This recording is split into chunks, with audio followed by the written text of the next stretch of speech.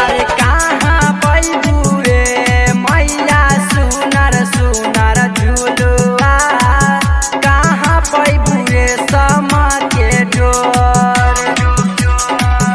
अरे कहाँ पैबू रे मैया सुनर सुनर झुलुआ, कहाँ पैबू रे समा के डोर।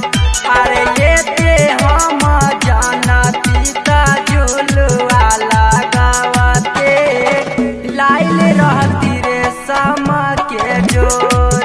अरे कहाँ पैबू रे मैया सुनर सुनर झुलुआ, कहाँ पैबू रे समा के डोर। अरे कहाँ पैबू रे मैया सुनर सुनर डीजे अमित अपहर कोहरू के घरावा से कलसा मंगावते, कलसा के चारों ओरी दियावा जरावते।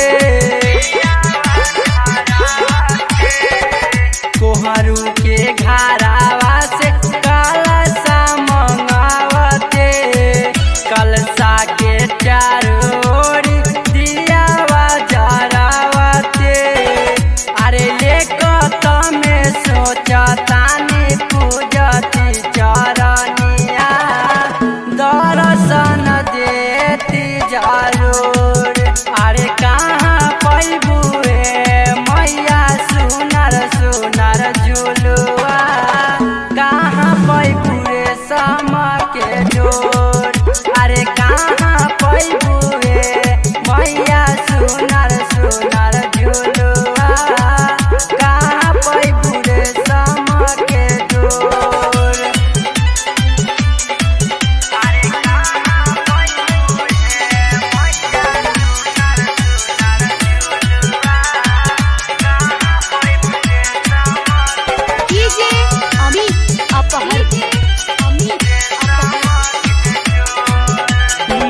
जाई के बजरिया से चुनर